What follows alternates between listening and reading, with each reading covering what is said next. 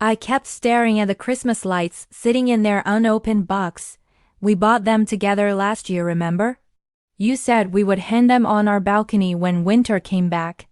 You said it would be our little tradition. But winter returned, and you didn't.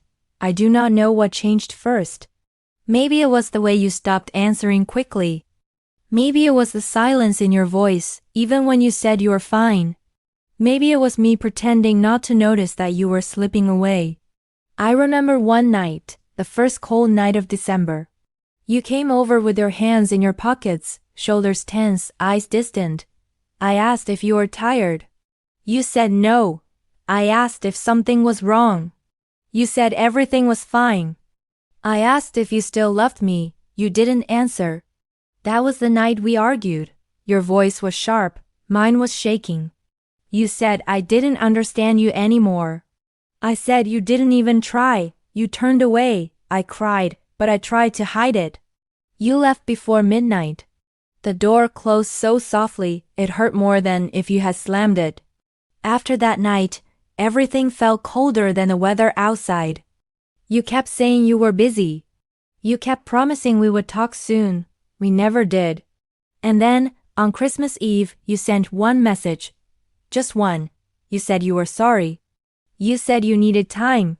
You said you didn't want to ruin my holiday. You wished me a peaceful night. I reread that message 100 times. I waited for you by the window anyway. I waited while people outside laughed under the Christmas lights. I waited until midnight. I waited until the sky turned white with falling snow, but you never came back. And the lights we bought together stayed in their box, untouched, unopened, just like all the promises we made. Sometimes, I wonder if we could have fixed it, if we could have talked sooner, if we could have tried harder.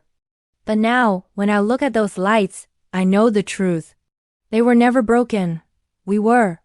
So tonight, I am letting them stay in the box, not because I am angry, not because I am waiting, but because some things are not meant to be turned on again.